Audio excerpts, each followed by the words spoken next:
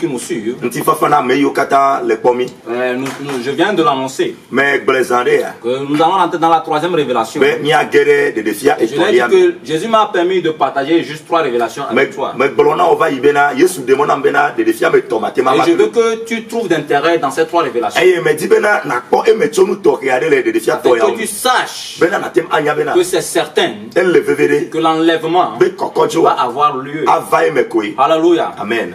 La troisième révélation, c'est quelque chose qui est terrible, que je vais partager avec toi. Et à la fin de cette révélation, Jésus m'a signé ceci. Il m'a dit que ce que tu viens de voir, c'est pour très bientôt. C'est pour très bientôt. Là où tu es, serre tes ceintures. Écoute ceci. Dans peu de temps, les vents vont souffler.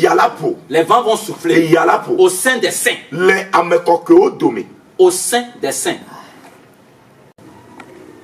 Alléluia. Amen. Je disais, toi qui me suis, serre très bien tes ceintures. Parce que dans peu de temps, un vent va souffler au sein des saints. Et ce vent va nous disperser. Ce vent fera que même les saints, ceux qui ont accepté la sainteté, vont se lever contre eux-mêmes. Et c'est dans peu de temps, les gens vont commencer par se quereller, vont commencer par s'insulter. Les gens vont se disperser. Mais écoute ceci, seuls ceux qui vont tenir tête à ce vent, ils ne prendront pas à l'enlèvement. Ce sont eux qui iront à l'enlèvement. Ce sont ceux que Jésus va prendre pour l'enlèvement. C'est dans peu de temps. C'est dans peu de temps. Raison pour laquelle certaines ceintures, parce que les persécutions vont commencer. Les gens vont désister. Les gens vont démissionner dans cette marche.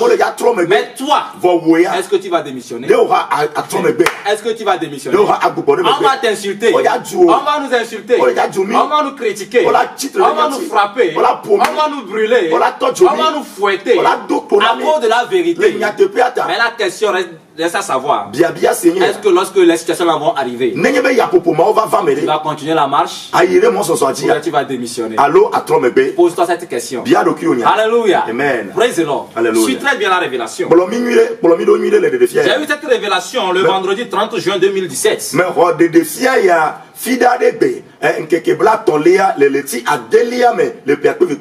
Lorsque j'étais en train de préparer un enseignement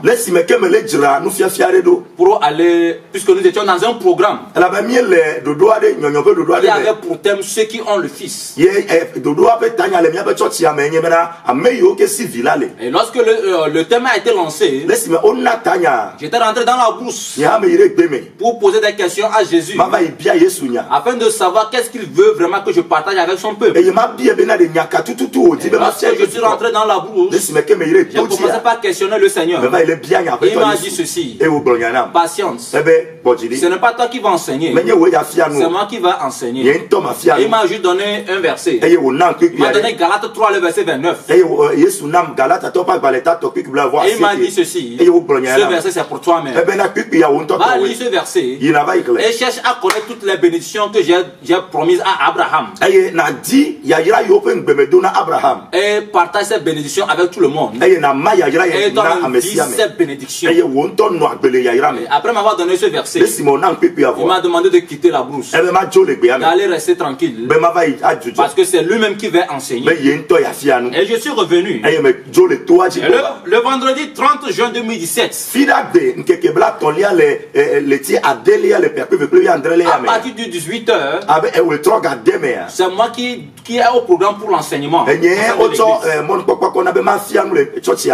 déjà, j'ai commencé par méditer sur ce que je vais préparer. Et j'ai commencé par préparer l'enseignement déjà à partir de 8h et quelques, j'ai commencé par préparer l'enseignement. J'ai préparé 12 points pour venir enseigner. Dans mon enseignement, j'ai relevé 12 points qui parlent de ceux qui ont le Fils. Et lorsque j'ai préparé tout ça là sur une feuille de rame, j'étais fier que j'ai préparé mon enseignement pour aller enseigner. J'étais tellement fier. Et aux environs de 11 h, on m'a signalé la présence d'une sœur. Et je suis parti faire rencontrer la sœur. Après notre échange, je suis rentré dans ma chambre. Aux environs de midi 40 ans. Et je me suis apprêté, j'ai pris mon cahier d'enseignement. J'ai pris mon bic, la feuille RAM. Pour commencer par copier l'enseignement dans mon cahier. Lorsque j'ai pris le bic, j'ai vu Jésus-Christ qui est venu dans ma chambre. Il me dit, prends garde d'écrire quoi que ce soit dans ce cahier. Dépose le bic que tu tiens. J'ai dit, Seigneur, c'est l'enseignement qui a été inspiré. Il m'a dit ceci. Je t'ai dit de ne rien écrire dans ce cahier. Dépose le bic. C'est moi qui enseigne. Ce n'est pas toi qui vas enseigner. En même temps, j'ai montré mon signe d'obéissance. J'ai fermé le cahier. J'ai déposé le bic. J'ai déposé aussi la feuille RAM. Alléluia. Amen. En même temps, quelque chose s'est passé en moi. J'ai eu la nausée. J'ai eu envie de vomir. Alléluia. Amen. Et je me suis adossé au mur parce que j'étais assis sur mon lit. Je me suis adossé au mur parce que j'étais assis sur le lit sur lequel j'ai fait les 33 jours. C'est toujours celui que j'utilise jusqu'à présent. C'est un lit à une place. C'est sur ça que je suis. Jésus ne m'a pas permis de changer de lit. C'est sur ça que je suis toujours. Et j'ai adossé au mur puisque j'ai eu la nausée. Alléluia. En même temps, lorsque je me suis adossé, j'ai senti une présence en moi. Mais en même temps, j'ai senti une douleur. Et je suis sorti de moi en même temps. Mon âme est sortie de moi en même temps. Et je me suis retrouvé à Kara, une ville au Togo, vers le nord du pays. J'ai fait cette ville. Dans la ville là, j'ai fait presque mon enfance. Je me suis retrouvé dans cette ville devant un terrain de football appelé terrain Asco. Terrain municipal là où on joue le football. Je me suis retrouvé devant le terrain. Bien clôturé, fermé. Et je me suis dit, mais qu'est-ce que je fais ici? J'ai eu envie de rentrer. J'ai ouvert la porte. Et je suis rentré. Lorsque je suis rentré, j'ai vu plein du monde. Plein du monde. Les femmes, les enfants, les hommes. Plein du monde. Ils étaient nombreux. Même l'intérieur ne les suffisait pas. Et j'ai remarqué quelque chose. Tout le monde avait quelque chose sur son cache-nez.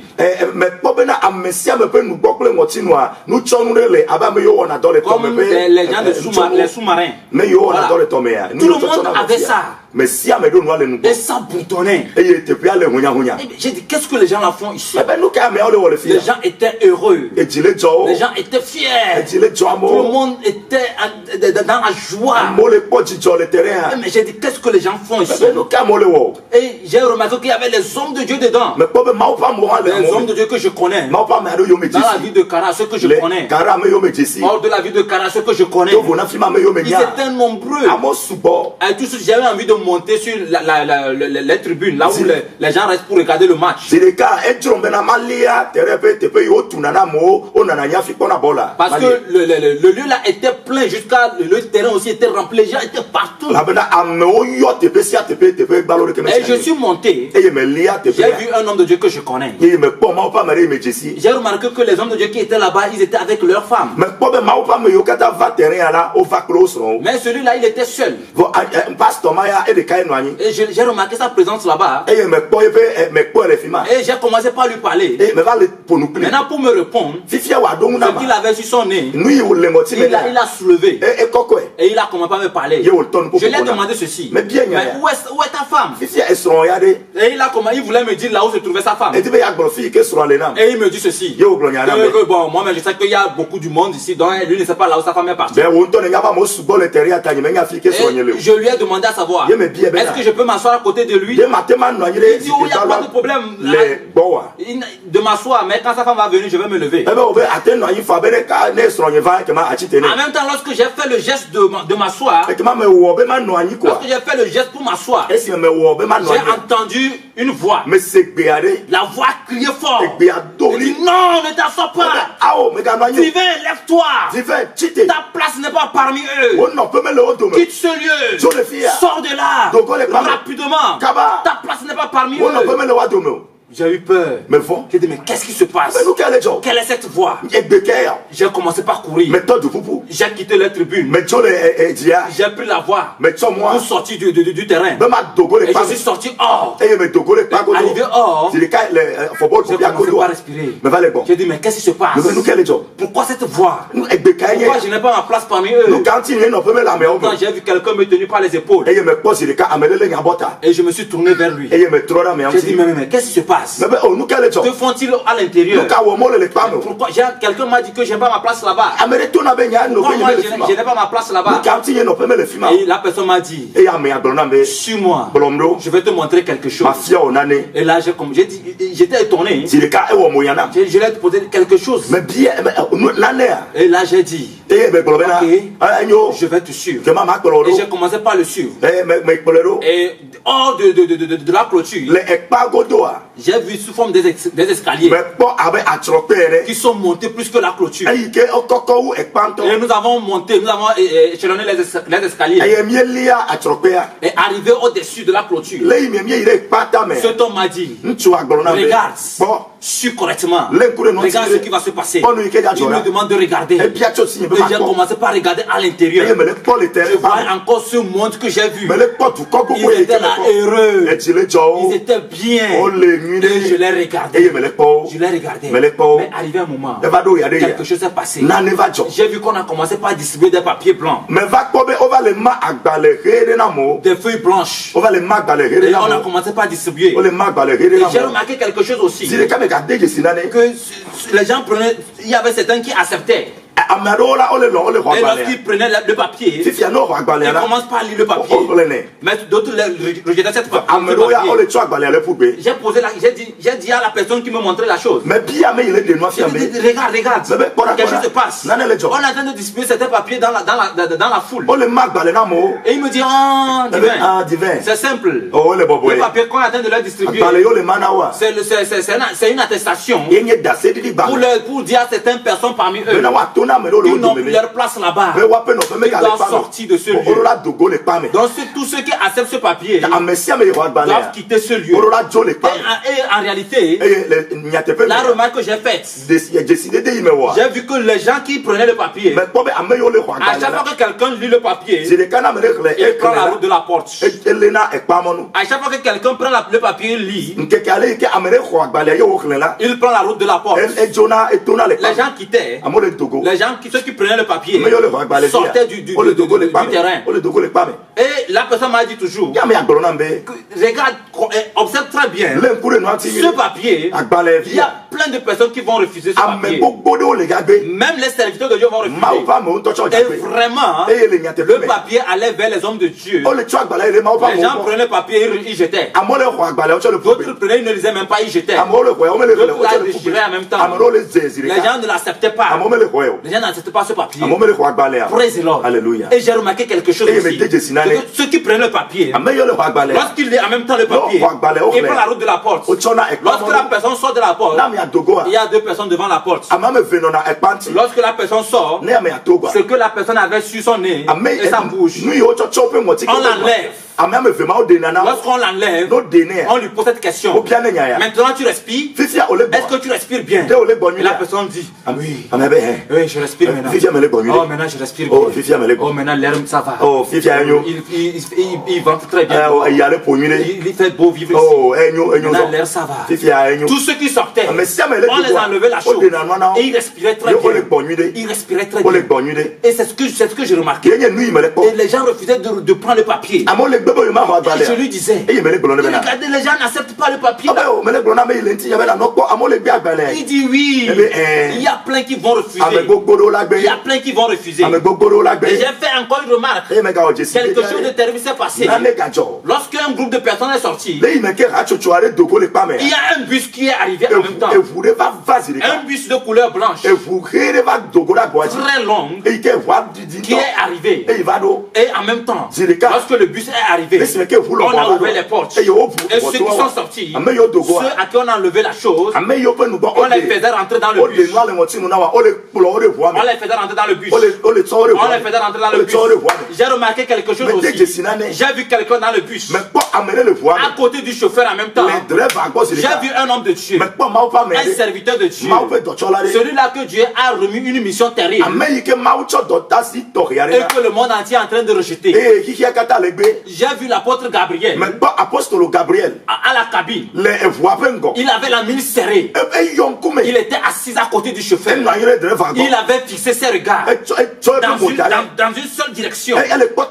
Il avait fixé ses regards dans une seule direction. Et on mettait les gens rentraient dans le bus. Les gens rentraient dans le bus. Et lui, il était devant, près du chauffeur. Il était assis à côté du chauffeur. Et il avait fixé ses regards dans une seule direction.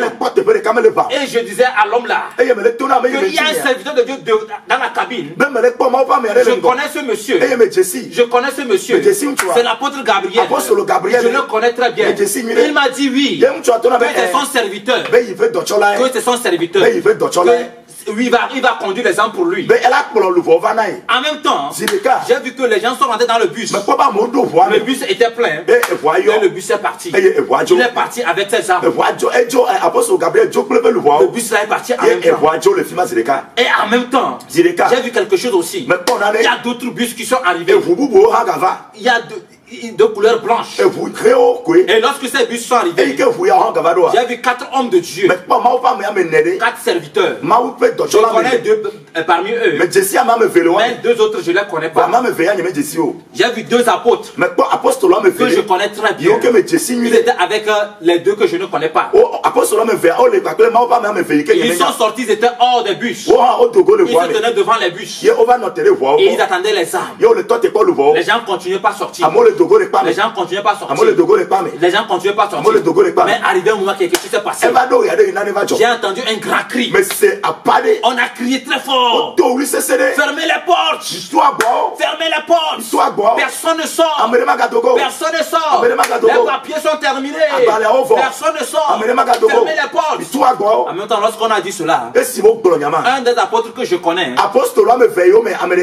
qui se tenait près de la voiture, des bus, a commencé par se plaindre que non, il a encore ses fidèles dedans. Que ces fidèles n'ont pas fini de sortir. Il reste encore quelques-uns. Ils ne sont pas nombreux, il reste encore quelques-uns. Et j'ai commencé par dire à ce monsieur de regarder ces 2 hommes-là. Je les connais très bien. L'autre qui se plaint là, il dit qu'il reste encore quelques-uns.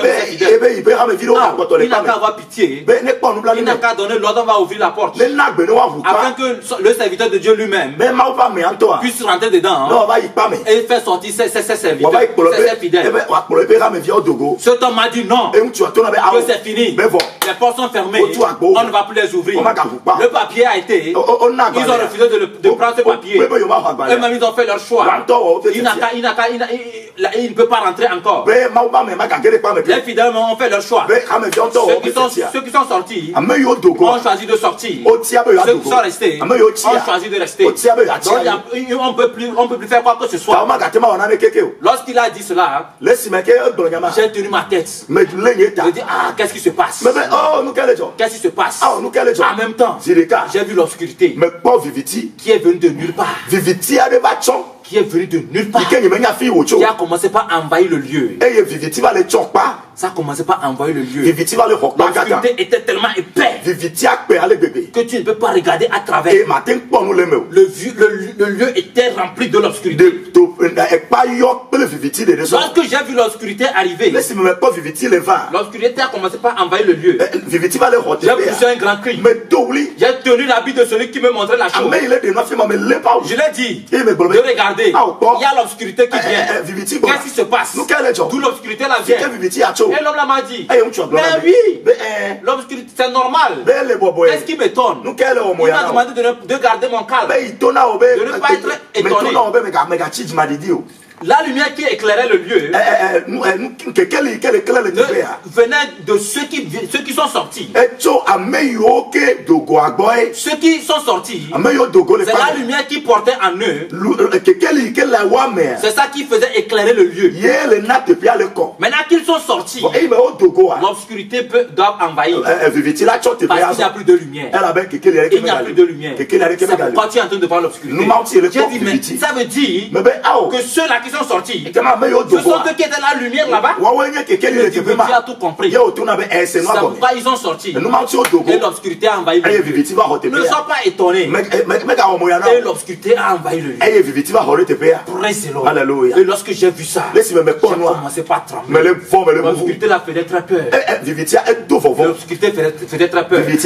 Maintenant, les hommes de Dieu que j'ai vu dehors, l'autre a commencé par pleurer. Il a commencé par gémir. Il a commencé par pleurer. Que ses fidèles sont des gars. L'autre apôtre que je connais lui a dit ceci. Il disait ceci. Tu te plains pourquoi? Tout ce qu'on devait faire, on l'a fait. On les a parlé de ce papier. On les a parlé de ces attestations. On les a demandé, on les a dit que lorsque les attestations seront là, ils n'ont qu'à l'accepter. Ils ont refusé. Et même ils ont fait leur choix. On a fait de notre mieux. Toi tu pleures quelques-uns qui restent là-bas. Moi, la majorité de mes fidèles sont restés. La majorité de mes fidèles sont restés. Mais je ne me plains pas. Parce que ce que je devais faire, je l'ai fait. Ce que je pouvais faire, je l'ai fait. J'ai enseigné. Je les ai parlé du papier. Ils ont fait leur choix. Ceux qui sont sortis, ils ont choisi de sortir. Ceux qui sont restés ont fait le choix de rester. Et un des serviteurs qui était là-bas que je ne connais pas a dit aux autres, cessez de vous plaindre, rentrez dans les bus, amenons les âmes à la destination. Et chacun rentrait dans un bus. Et on a mis les âmes dedans. Ceux qui sont sortis, on les a installés dans les bus. Ils étaient heureux. Et j'étais là. Je regardais les bus partir. Et j'ai commencé par demander à cet homme. Et j'ai dit, ma famille. Ma famille. Je ne les ai pas vus sortir. Et il m'a demandé ceci. Tu ne les as pas vus? Ils sont sortis. Ils sont partis. Ne te plains pas. Et j'ai dit, moi. Il dit, non, toi tu dois rester. Tu dois voir jusqu'à la fin. Tu dois voir ce qui se passe. Jusqu'à la fin. C'est très important. Et à la fin, tu vas aller les rejoindre. Ne te plains pas. Et j'ai dit d'accord. J'ai dit d'accord. En même temps, j'ai vu quelque chose. J'ai senti quelque chose. J'ai vu que les gens commençaient pas à se tuer. Les gens commençaient pas à se tuer dans l'obscurité. Dans l'obscurité. J'ai commencé par attendre des cris. Les gens qui gémissaient. J'entendais des tirs, des fusils. Je sentais qu'on était en train de décapiter les gens.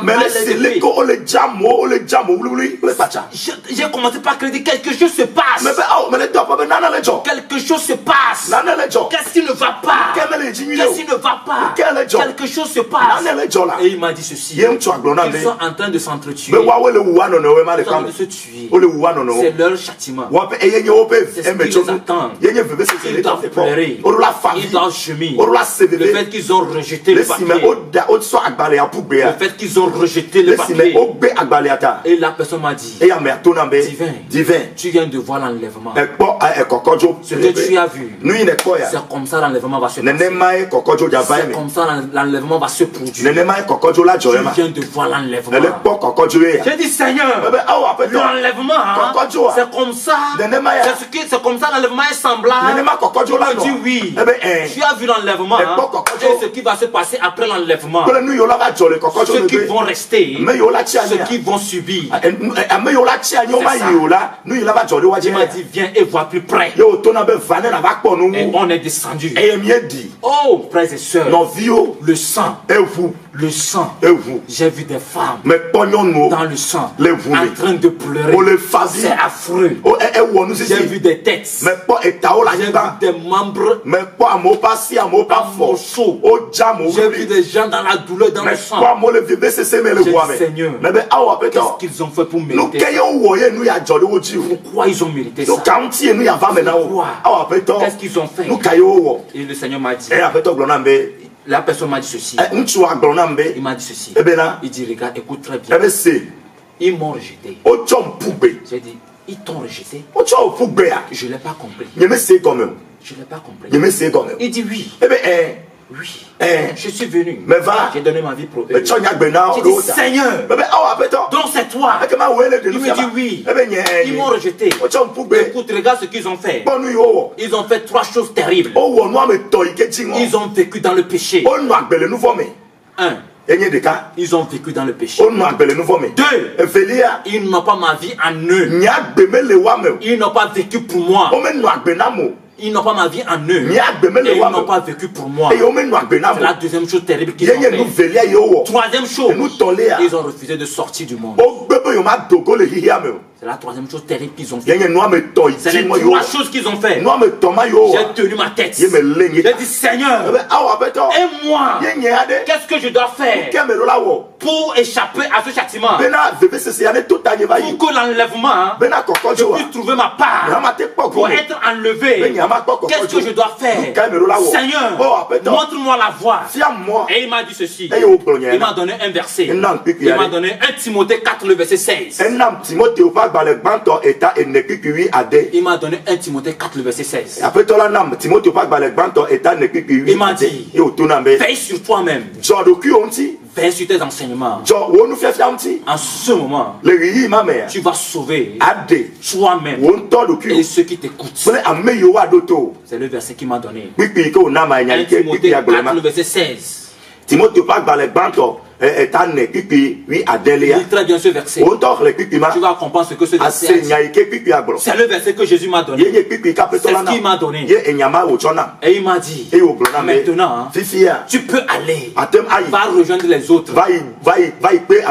Et toi, vis. Fais la différence. Fais exactement ce que je vais te dire. Vis dans l'obéissance. Éloigne-toi de la désobéissance. Toi, vis dans l'obéissance. Va et applique ce verset. 1 Timothée 4, le verset 16. C'est le verset que Jésus m'a donné. En même temps, je suis revenu ici. Je suis revenu dans ma chambre. Et lorsque je suis revenu, c'est là que j'ai compris que les 12 points que j'ai préparé pour enseigner, Jésus ne voulait pas que je les enseigne. J'ai pris ce papier, j'ai mis de côté. J'ai pris les 3 points que le Seigneur m'a donné. J'ai pris ces 3 points et j'ai préparé comme l'enseignement pour aller donner. Alléluia. Amen. Il m'a dit ceci. Ils vivent dans le péché. Est-ce que la parole de Dieu ne nous a pas dit que ceux qui sont nés de Dieu ne pratiquent pas le péché? Va, lis dans 1 Jean 3. Premièrement, 1 Jean 3, le verset 5. Tu comprendras qu'en Jésus, il n'y a point de péché. On a fouillé Jésus. On l'a dépiécé. On a cherché quelque part, on va trouver du péché, on n'a pas trouvé. On n'a pas trouvé quelque part où il y a eu le péché. Même Jésus lui-même a posé la question aux pharisiens. Il les a demandé à savoir, pensez-vous que vous-même vous pouvez m'obliger à pécher? Lisez très bien les Écritures. Notre problème, c'est parce qu'on ne lit pas. Parce qu'on ne lit pas la Bible.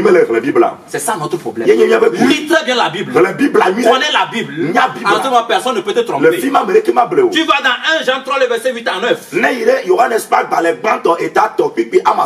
Tu vas comprendre que ceux qui sont nés de Dieu ne pratiquent pas le péché. Pour ceux qui pratiquent le péché sont nés du diable. La plus grande chose terrible qu'ils ont fait, la première des choses que Jésus m'a dit, il m'a dit, ils ont vécu dans le péché. Jésus veut qu'on vive sans tâche. Je te donne ces versets pour que tu puisses les lire. Tu peux lire aussi Romains 6 sur le verset 22 à 23. Tu vas comprendre que tu dois vivre dans la sainteté. Tu dois vivre la sainteté. Romains 6 sur le verset 22 à 23. Et tu ajoutes 1 Timothée 6 le verset 14. 14. Timothée 6, 1 Timothée 6 le verset 14. Tu vas comprendre que le Seigneur nous demande de vivre sans tâche. Sans tâche. Sans reproche. Deuxième chose terrible qu'ils ont fait. Deuxième chose terrible qu'ils ont fait, ils n'ont pas vécu pour Christ. Ils n'ont pas vécu eu la vie de Dieu en eux. Ils n'ont pas vécu pour Christ. Galates 2 le verset 20. Galates 2 le verset 20. Philippiens 1 le verset 21. La question que je vais te poser, est-ce que tu vis pour Christ? Est-ce que tu vis pour Jésus? Pose-toi cette question. Alléluia. Amen. Troisième chose terrible qu'ils ont fait, ils ont refusé de sortir du monde. Ils ont refusé de sortir du monde. Est-ce que toi aussi tu es en train de refuser de sortir du monde? On te demande sors du monde. Tu dis non, que le monde est intéressant. Je dois rester dans le monde. Écoute ceci. Le monde, c'est un lieu du laisser aller. C'est un lieu où tout le monde peut faire ce qu'il veut. C'est un lieu où c'est intéressant de vivre. La vie est douce là-bas. Mais attention, la faim, c'est les pleurs, les douleurs, les chagrins. Mais hors du monde, parce que tu es hors du monde, alléluia, ce n'est plus du laisser aller. Il y a les lois, il y a les règlements, alléluia, il y a les commandements, alléluia, et la fin, il y a une couronne de vie, il y a la joie, le bonheur. Est-ce que la parole de Dieu nous demande de sortir du monde? Oui. 2 Corinthiens 6, le verset 14 à 18. Lis très bien ce verset. 2 Corinthiens 6, verset 14 à 18. Lis très bien ce verset. Et va aussi dans 1 Jean 2, le verset 15 à 17. Tu vas comprendre ce que la Bible nous dit. 1 Jean 2. Verset 15 à 17. 1 Jean 2. Verset 15 à 17. Alléluia. Amen. Praise the Lord. Alléluia. 1 Pierre 2, le verset 9. Tu prends ce verset, tu l'ajoutes. 1 Pierre 2, le verset 9. Tu prends ce verset pour ajouter. Parce que quoi? Nous sommes une race élue. Une sacerdoce royale. Un peuple acquis. Raison pour laquelle nous devons sortir du monde. Alléluia. Nous devons sortir du monde. Praise the Lord. Alléluia. Tu es béni. Partout où tu es. Ces trois révélations. Je veux une seule chose. Où l'objectif de Jésus, c'est que tu trouves d'intérêt dans ces trois révélations. C'est que tu puisses pour toi dans ces trois révélations. Sors du péché. Le péché n'est pas utile pour toi. Vis pour Jésus. Aie la vie de Jésus en toi. C'est ce que Paul a vu. Et il a dit, désormais, si je vis, ce n'est plus moi qui vis, c'est Christ qui vit en moi. Parce que quoi? Il avait la vie de Christ en lui. Vis pour Christ. Partout tu es dans le monde. Partout tu es dans le monde. Vis pour Jésus. Aie la vie de Jésus en toi. C'est ça aussi qui t'amènera au ciel. Alléluia. Amen. Et sors du monde. Ne vis pas dans le commun. Sors du monde. Sors pour Christ. Va marche avec Jésus. Ne marche pas avec le monde. Jésus n'a-t-il pas dit ceci? Le prince de ce monde vient. Mais il n'y a rien à moi qui l'appartient. Alléluia. Parce que Jésus, il ne cohabitait pas avec le monde. Il n'avait pas un compte commun avec le monde. Alors, toi qui veux le suivre, tu ne dois pas avoir un point commun avec le monde. Toi et le monde, il doit avoir une différence entre vous. Sors du monde, afin que le jour de l'enlèvement, tu puisses trouver ta part. Que la paix du Seigneur soit avec toi.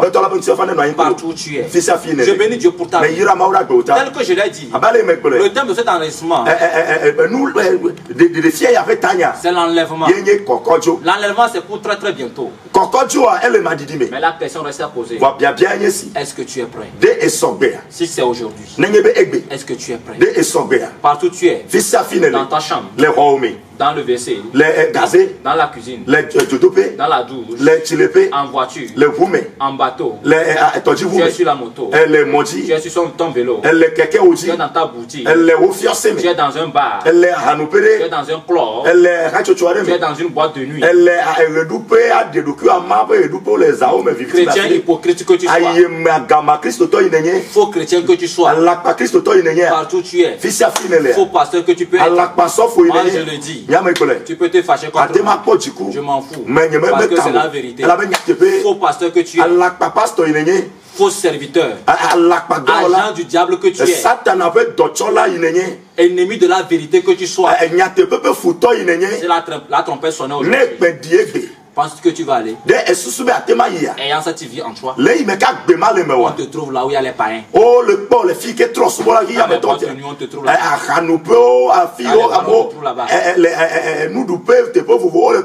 Et penses-tu que si la trompette sonne, tu vas aller? Tu t'habilles comme les païens. Tu te portes des habits comme des prostituées. Le Seigneur m'a amené à Lomé. Il m'a demandé d'aller visiter une église. Et je suis parti à l'église, au sein de l'église. L'église était pleine à craquer. Je me suis tenu derrière. Mais je pleurais. Je versais les larmes. Parce que c'était comme, premièrement c'était comme, c'était défilé de mode. C'était comme défilé des cheveux,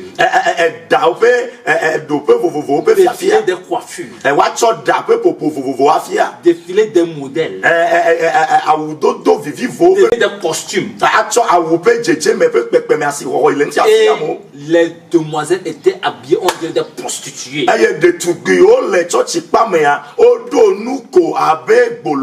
Et Jésus me disait ceci dans mes oreilles. Divin. Vois-tu pourquoi j'ai dit ceci? Vois-tu pourquoi j'ai dit que je ne me retrouve plus dans les églises? Regarde comment mes enfants sont venus devant moi avec des idoles. Avec des idoles. Praise the Lord. Alléluia. Praise the Lord. Alléluia. l'heure de la vérité, l'arbre a porté son fruit. Comme au temps de Jérémie, l'arbre a porté son fruit. Et le fruit était amer pour certains. Et le même fruit était doux pour certains. Nous sommes dans ce temps aussi. L'arbre a porté le fruit. Le fruit là, c'est amer pour certains. Et le même fruit, c'est intéressant pour d'autres. Si le fruit est amer pour toi, sache que tu es fils de la perdition. Toi, tu es élu pour l'enfer. Alléluia. Amen. Je préfère que ce fruit soit tout pour toi. Sors du monde. Sors du monde. Nous sommes au temps de Jérémie. La vérité est sortie. Praise the Lord. Il y aura d'autres qui vont nous persécuter. Et il y aura d'autres qui vont s'aligner derrière la vérité. Mais je prie Dieu pour ceux qui se sont alignés derrière la vérité.